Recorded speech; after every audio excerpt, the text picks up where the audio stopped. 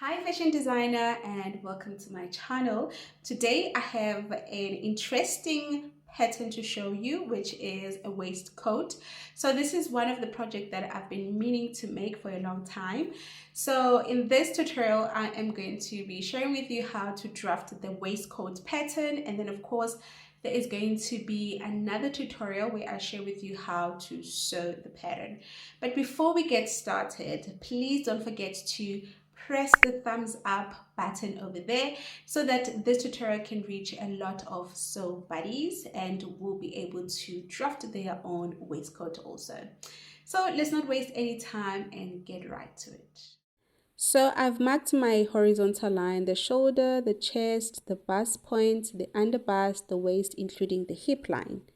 So over here, I'm going to mark the width of my neckline, which is 3.5, and then the shoulder point. Usually I'll mark 8 inches, but I'm going to mark 7 inches. And then from that 7 inch, I'm going to mark 1 inch, which is going to form as the shoulder slope. So that 1 inch, I'm going to connect it with a 3.5 inch. I'm going to extend this line to the chest line. This is going to form as the armhole round. So the armhole line.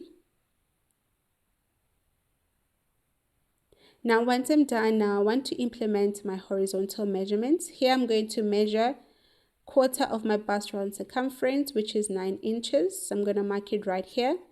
To create the armhole curve, I'm going to mark 1 inch from that point, and then measure half of this armhole round, go in by half of an inch, and then just connect these 3 points over here to form an armhole curve.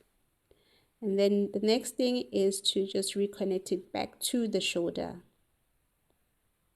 Now I want to create on the waistline, I'm going to mark quarter of my waist round circumference, which is 8 inches. Okay, so now I'm going to connect it to the waist inch right on the chest line.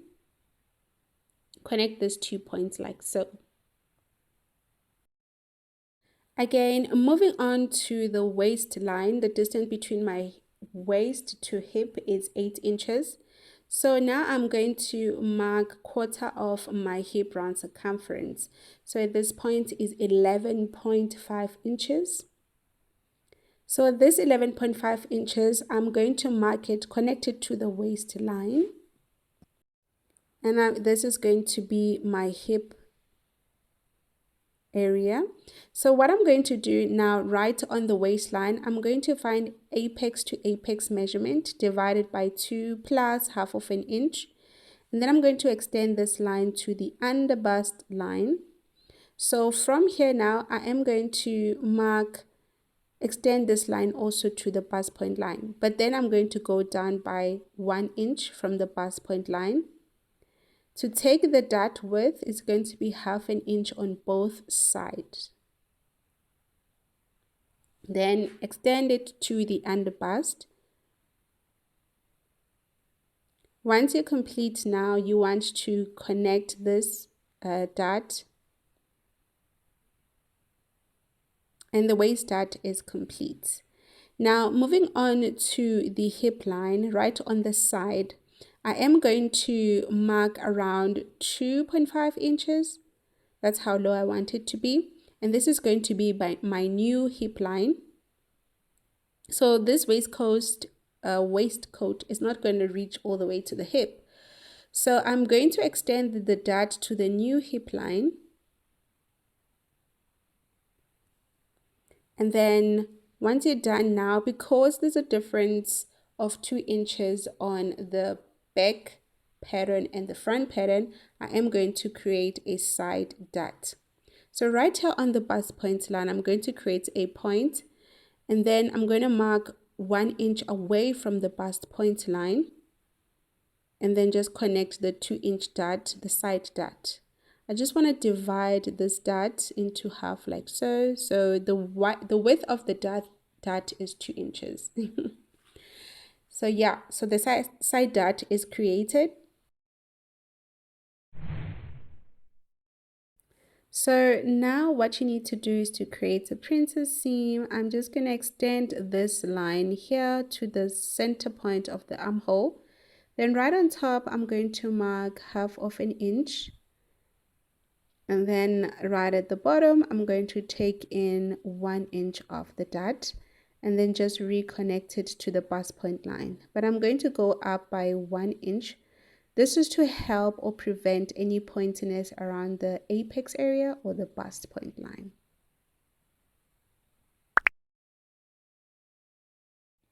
So because we took in some dots, especially here on the waist, including the hip, we need to replace this dot right on the side and do the same thing also on the hip. Now for the chest line, you just need to take or add 1 inch for seam allowance because there was no dot taken there. So also add seam allowance right on the waist, including the hip area, add seam allowance. And then rejoin these points together. Please don't forget to add your dot on the hip, including the seam allowance. So also on the hip, add 2 inches on the hip also for dot and seam allowance. So right on the center front, I am going to create a neckline which is going to reach right on the bust point line.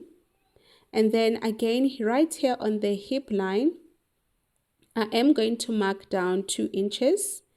And then right on that 2-inch mark, I am going to just reconnect it back to the edge of the hip line. So once you're done doing this, you want to go ahead now and lift this part by 1/2 inch. And then reconnect it back to that 2-inch mark. Now the next thing that you need to do here is mark in by or go in by 1.5 inch. I'm sorry, at this point my camera was not showing, but I've marked 1 inch, 1.5 inch, and to create that V shape right at the bottom. And then I went ahead to extend the dot right at the hemline. So now this is how it will look. I went ahead and I added 1 inch of my button placket. And for each button distance, I'm first going to mark 1 inch, and then they're going to be a distance of 1.5 inch for each button. So if you want to do that, you can go ahead and mark that on your pattern. So now to also avoid any gaping on the neckline, I'm going to take in a 1/2 inch dot or 1/4 inch dot, depends on you. Then I'm just going to connect it right here on the bust point line. And then extend my side dot. The front pattern is complete. For the back pattern, I also went ahead to create some horizontal line. So my shoulder line is actually 7 inches. I'm also going to mark the same for the back pattern. And then the neck width is 3.5 inch. And then I'm going to create a shoulder slope here. Just connect this line all the way to the chest line. And then create a shoulder slope of 1 inch like I did for the front. So the back, the depth of the back neckline is 1 inch. So here I'm going to mark 1/4 of my bust round circumference. And then I am going to mark also on the waistline 1/4 of my waist round circumference. Okay, and then plus 1 inch of the dot that I will later mark, and then 1 inch for seam allowance. Then one thing I'm going to do is 1/2 of apex measurement plus 1/2 inch and create a dot of around 1 inch wide. And then once I'm done, I'm going to go down by 1 inch from the chest line and close down my dot. So moving on to the hip area, I'm also going to mark 1/4 of my hip round circumference. There we go. And then connect it now to, okay, at this point here, I didn't add 1 inch for seam allowance on the chest line. So I went ahead to add 1 inch first. And then right here, because it's quarter of my hip round circumference, I want to connect it with that point here, which is the first point of on the waistline. And then from here, I've marked 2 inches, 2.5 inches like I did for the front.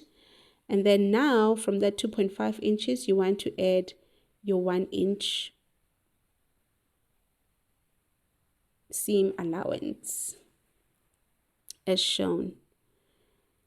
So this is my new waistline for the back pattern. And I'm not going to make use of this line anymore. And then I'm going to extend the dart, of course, to the new hip line. So because I've taken a dart now on the hip line, you need to replace it also on the side of your hip line. So make sure you add this 1 inch dart right here on the side. So again, here on the waistline, I just want it to go in a little bit more because I don't like it when it's too bulky at the back. So I went in by 1/2 inch. And then I'm going to connect this point to the chest line like so. From here on the waist, 1/2 inch to 0 on the hip. And this is how it's going to be. So now creating the armhole curve for the back, I went out by 1 inch and create a slope of around 1 inch also.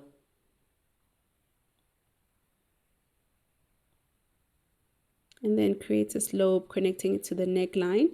And then from here, right here, I went 90-degree 1 inch by 1 inch. Yeah, so the back pattern is complete. Now, the next thing that you need to do also is to go up right on the hip by 1/2 inch like we did for the front. So I'm just going to reconnect it back just to shape it right on the side like so. So this part, we're just going to cut it out. Now, because this is a princess seam, I am going to create a line right on the center of the armhole line. And then taking a dart of around 1/4 inch. Again, this will help it not to be bulky at the back, gaping, to cause any gaping. So now it's time to cut out the pattern. I'm first going to start with the front pattern. Just going to cut out the line, then close the side dart. I'm going to go ahead and tape it down.